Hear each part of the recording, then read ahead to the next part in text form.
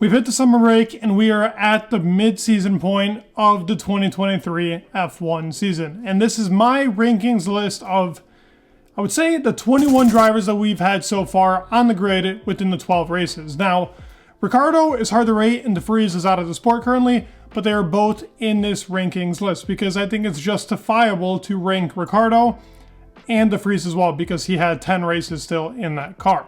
Let's get into the 21 drivers. At 21, I have VRIES. Now, sadly for Nick, I think that given the opportunity to go more throughout the season, he would have improved, but putting Riccardo in the car was just the right move. After 2 races, Riccardo already has a better performance than VRIES ever had. He was great in the sprint, he was great in Hungary, consistently throughout the weekend, and VRIES really just never had that type of performance. I mean, in Austria, he was okay, he was ahead of Yuki, but Yuki went off in the first lap, a lot of other problems. He didn't really have that type of race. In Canada, I thought he was doing good. Then he tried pulling that move on KMAG out of desperation. You could tell VRIES was under pressure, and I think that got to him by the end of the season. And sadly, I have to put VRIES at 21. Number 20, I have another rookie, and that is Logan Sargent. Now, Logan, in my opinion, has not been bad. I think that him at 20 is not a bad thing. I just think that throughout the season, he hasn't really been to the par of Albon. Has he been better than what Latifi was last year? Absolutely. I think that Sargent has proved that he can be in Formula 1. He does seem a little stale a little bit, like he's still missing a couple of things. He's not great on tire management like Albon is.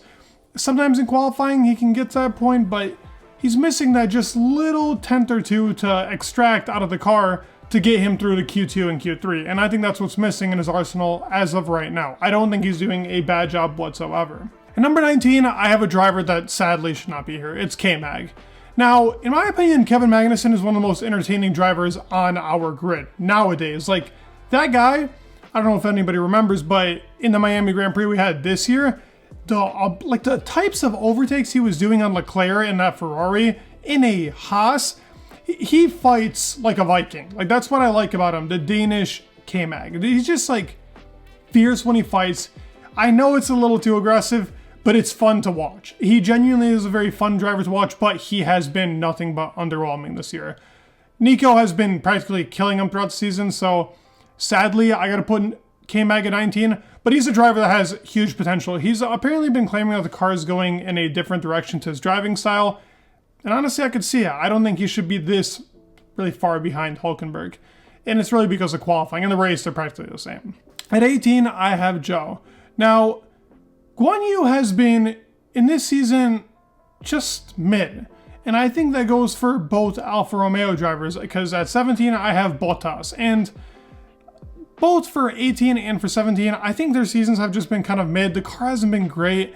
It's hard for them to show out. They both had one good performance, and that's about it. There's not really much more to say about this pairing. I actually like them both. I really love Bottas. Like, that's one of my favorite drivers, especially what he's able to extract out of the car in qualifying, but it just has not been a good season. He's got to be that leader. He's not really taking that next step up, but the car is far from good. They say the balance is good, they just say the car is really slow. So with good balance, you should still be able to do a lot more than they are doing really in the race. I guess the car just really is slow, but hopefully Alfa Romeo can step it up, and so can these two.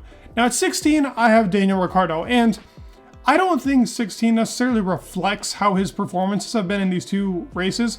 As I said, I think he has been outstanding in Hungary. I think he was even great in the sprint.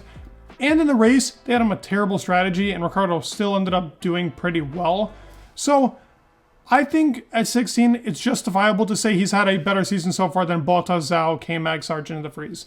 He's just already showed that the potential of the car, the AlphaTauri, is better than what has been shown from VRIES, and I would even say he can probably get that extra tenth or two than what Yuki is doing. Not to say Yuki hasn't been having a great season, you'll see where I rank him, but Ricciardo, I think, will get the edge of him later on in the season. He's just that type of driver, and I love seeing him back in the sport. It genuinely makes me happy seeing the guy there. Who doesn't get happy seeing Ricciardo, just the way that he is? So at 16, I got Ricciardo, but that's not to say by the end of the season he won't get somewhere in the top 10, because it's very possible. At number 15, another driver I hate to have this, I guess, high on the list, it's Lance. Lance has not had a great season. I mean, to be fair, the start of the season was never going to be optimal. He broke both his wrists. In the first 3 races, he was hurting consistently. You could see him getting off the wheel, holding his wrists, or really arms, and like flexing them out. That wasn't a great start, but he was really good in those first 3 races. And then we move on to the rest of the season. Miami wasn't great. Baku wasn't a great performance. He's had a lot of sloppy performances, and that has not helped him. Austria was pretty good, and Spain wasn't too bad either. He actually ended up beating Alonso in the sprint, and he beat in Spain in the race. Could have Alonso overtaken him in both of them? Probably, but did it need to happen? I don't think so. So Lance to me is a good driver. I hate to even have him here at 15th. I wish I could say the Lance is having a good season, but I would be lying telling you that this season has been great for Lance. He needs to step it up. He's usually like 6 or 7 tenths behind Alonso in race pace, and that's unacceptable in a car that's actually very good. Now, number 14 is a driver that, even 14 is pretty high for him. It's Perez. Now, Perez, in my opinion, is another driver, kind of like Lance, that should be showing a lot more.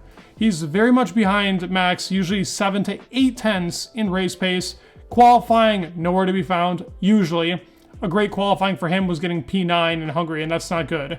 So, him finishing on the podium is a must. He's got to be closer to Max. The cars are not different engine tunes. I think people think that that's not happening. I don't know why people have this theory that Perez is in a different car. It's the same car, same engine, same chassis, same as everything is. He's just not performing that well, and that is the issue with Perez this season. I wish we would get the Force India Perez. I talked about this in one of my latest videos. I want to see him aggressive. I want to see him attacking. But his confidence is shot. We've seen Max do this over and over again. And clearly for Perez, he is now the next victim to Max Verstappen. Number 13, I have Pierre Gasly, who has been having a pretty underrated season and a very unlucky season. Unlucky as in he's had a lot of DNFs. It's not really been going in the right direction when it comes to really just the way that the car has been working for him. But it's his first year in the team. It's 6-6 in qualifying. He's been pretty good in the race. I guess you can say that both of them have been on the podium. I wouldn't necessarily call the sprint the podium, but that's kind of what it's considered. So a P3 in the sprint was his best performance he's had this year, but Gasly has been not far from Ocon at all. And arguably, if they gave Gasly the better strategy in Monaco, he would have been the one on the podium. So it goes both ways for the Alpine boys, but I have Gasly at 13. Now 12, I have Russell. I don't know if this is controversial, but I love George. I actually think that George is a phenomenal driver, and I think he's so fun to watch. I love his aggression going into Max, going with Lewis. I think that is needed in our sport. We need aggressive drivers. We need drivers that are young like this to show that they are that next level, that next generation of talent. And I think for George to be doing that, it's nice. I don't love him crashing, but I do like him being an aggressive driver. Saying that though, it's not been a hot season for him really. Last year, he was a lot closer to Lewis. Lewis has been completely over him this year and has had the edge in like almost every single race, maybe with the exception of one. But whenever the car is good, Lewis is better. Whenever the car is bad, Lewis is still better. So I gotta say Russell at 12, sadly. Now 11, I have Ocon, who's been having a pretty consistent season. Has he been that much better than Gasly? I do not think so, but it has been a good season. That's all I really have to say for it. That podium in Monaco was phenomenal, but he's had other great drives, and I got to give it to Ocon. He's been consistent, and that is what really puts him up in his P11 position for me. Next up, at number 10, we're going in our top 10, we have Nico Hülkenberg. And Nico has been phenomenal in a car that doesn't even belong on the Formula 1 grid. That Haas, great in qualifying, has no pace in the race and has to practically four-stop every single race. It's sad to see because Nico has been phenomenal. That sprint race in Austria was an absolutely amazing performance from him. And I gotta give it to him. He really has been good this year. And I think 10 is solid. He's had a couple of bad races, but the car just isn't there. So it's hard to rate Nico anywhere lower or higher per se. I think 10 is a perfect position for him. At 9, I have Carlos Sainz. A lot of people are kind of rating it as a bad season. I don't see why you would say that. Carlos has been stupidly consistent throughout the whole entire year. And I mean, he was in Q3 every single race with the exception of Hungary. That was the only race that he didn't get into Q3. He has been great. He's not been far off Leclerc at all. Sure, he hasn't had those highlight moments like Leclerc, but he's still had a very good season so far. At number 8, I have Yuki, who I am very happy to say has been having a good season.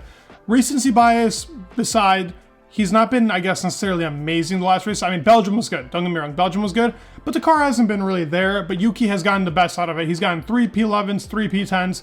He's been phenomenal. I gotta give it to Yuki. I think Riccardo might get the edge on him, but Yuki has been good, and I hope that he continues his form because he's a lovable guy. It's very hard to not like Yuki. And I like his driving style. I like him being super aggressive. I like him going for deep dive overtakes. I like him even being aggressive on the radio. I think it's funny to hear. I think he's a great guy to even just watch and listen to. His podcast was great on F1 Beyond the Grid. Yuki is great. I love Yuki. PA, I'm very happy with him being this high up. And number 7, I got LECLERC. And LECLERC has had a up and down season, but he's had the highlights over Carlos Sainz. And that's my only reasoning why he's ahead of Sainz. 9, 8, and 7, in my opinion, are almost interchangeable. They've all been having good seasons, not amazing seasons. But I do think LECLERC has been stepping it up in the past couple races. That podium in Belgium and in Austria was phenomenal. It's been very close between the two. Like I said, he has been kind of crashy, but I think that comes with the territory when you're that fast in qualifying and getting pole positions and just putting out everything out of the car. He's the guy I wish would be in that Red Bull seat versus Verstappen. That would be amazing to see. It would be so fun. Number 6, I have Oscar Piastri. I know it's Piastri, but it sounds funnier when you say Piastri. He has been so surprising to me this season. Now, I guess you could argue and put him either 5 or 4, but for me, he started the season iffy. I mean, like, I didn't really know where to judge him because of the car, but he was good in Australia. Still got destroyed by Lando, though, in Australia. But in Saudi, that was, to me, what really showed, like, okay, this guy's got it, man. He put in Q3 with a car that's baloney. And he really has been damn good in this season. It's fun to watch. I like his personality coming out a little bit more. He's super aggressive, and I love this style of Piastri. He will take it to max. Give him a car, I think it'll be fun to watch him. And he's still got a lot more room to improve, and he's just this good.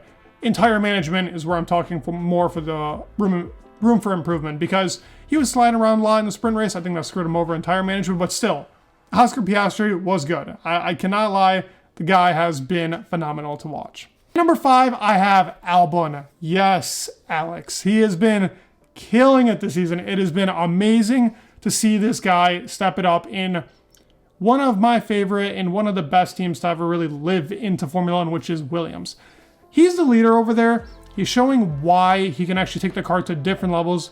That Canada performance, to me, arguably was one of the best performances that we've had this year. Defending like that, being able to get a P7 in a car that has absolutely no downforce, it's phenomenal. His driving style works with it, and it's just fun to watch. Albon, good job for him. I think he's going to continue and kill it this season. Just wait till Monza. They should be fun there to watch. At number 4, I have Lando. And honestly, for me, Albon and Lando have had pretty much the same season. I would say that they're tied for 4th and 5th. But Lando has been... like, I don't know why people call Lando overrated. I think Lando is championship material. If you gave him the same car as Max, with different driving styles, obviously, they would compete just as fast with each other. Lando is just that fast of a driver. He's that good of a driver, and he continues to perform over and over and over again. And I got to give it to Lando. He really has been great this season. Go into our top 3, and to me, these top 3 have been locks from the beginning of the season. And I'm saying Lewis for number 3. Now, Lewis, you give him the car, he'll fight Max, he'll fight Alonso, he'll fight anybody. I really gotta say, Lewis is just proving to us, yet again, why he is the 7-time world champion and how good he is. I think he's been phenomenal. He's been completely over the edge on Russell. He's been beating him in every single race practically. He's been outstanding in qualifying with the exception of Miami, so I guess that's where I gotta put him P3, differential to the other two. But he's been extracting everything out of the Diva 2.0. I gotta give it to him. He's been phenomenal. And I think Lewis still has that killer instinct to himself. And I think if you give him the right car, he will be competing with the top guys as well. They just got to give him the car. I think in 2024, he can take it a lot closer to Max than what is happening right now, because the car is still pretty far behind. And number 2, we have my favorite driver, which is Fernando Alonso. And not only is he my favorite driver, but I think he's been having an outstanding season. It's easy to say within the recent races, like, oh, the car's been behind. Yeah, but he's still taking it to people and still getting the max out of a car that's been kind of faulty.